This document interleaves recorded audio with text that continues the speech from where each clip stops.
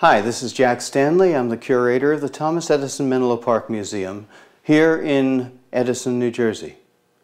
The Menlo Park laboratory that once stood here is very, very important in our history. This was the location of the world's first organized research laboratory. That was Edison's concept, Edison's idea, Edison's invention. It really didn't exist before. Edison understood his limitations, and so he added to this organization to help him to realize things he did not quite understand. And in this grouping you had mathematicians, scientists, physicists, engineers, laborers, mechanics, and this collective unit was Thomas Edison. I've often looked at it this way, that the brilliance of Edison was this, that he was an amazingly smart, brilliant individual. But the brilliance of Edison was more than that. He was brilliant enough to realize he wasn't brilliant enough. And that's brilliant. And so he surrounded himself with this amazing array of individuals, and this collective unit was Thomas Edison. And Menlo Park would become one of the greatest periods of research in the history of man. In the space of only 7 years, nearly 400 patents. There's nothing quite like that historically. Think of what they worked on here.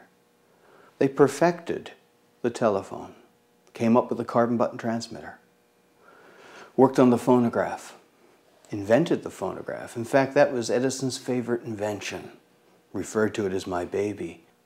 How it was developed is an interesting story. It goes back a bit. It actually deals with something called the automatic telegraph repeater, which Edison was working on, which was a device to capture the indentations of incoming telegraph messages. He discovered if the needle rubbed against the dots and dashes of that recording, it would create almost voice-like qualities. Also, while working with the telephone mouthpiece, he discovered that speaking in the mouthpiece, it caused vibration and you could feel the vibration. In fact, a needle holding the diaphragm in place in the telephone mouthpiece would prick his finger when he would yell into it. This started Edison thinking about possibly taking sound and trying to capture it. He theorized that perhaps one could speak into such a diaphragm with a needle onto a surface, and by speaking indent that surface with the vibrations of sound, and then take those vibrations and recreate sound. What an amazing concept. And so they did work starting in July of 1877, working through until December of 1877.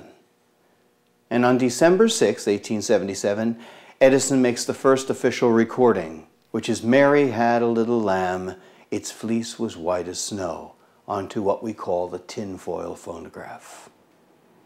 It was an amazing moment in history.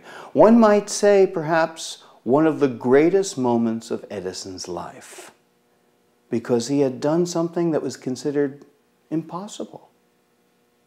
People theorized it was impossible. People didn't believe that you could capture sound because it was of the ether, it was of the air, it wasn't something tangible. The next day, Edison is on the train for New York City with his phonograph, with a pre-recorded message on it. And as Edison liked to tell the story, he said he went to the offices of Scientific American, went to the office of the editor, plopped the Edison phonograph on the editor's desk, turned the crank, and the phonograph introduced itself to the editor. Asked to the editor's health, told the editor it was feeling fine, and bade the editor a fond good day. Now, what a great way to introduce a machine that talks, by letting the machine that talks introduce itself. That's genius, that's theater, that's Thomas Edison. The editor writes about it. People come to see Edison. Edison becomes an international celebrity. In fact, Edison becomes known as the Wizard of Menlo Park because of the phonograph.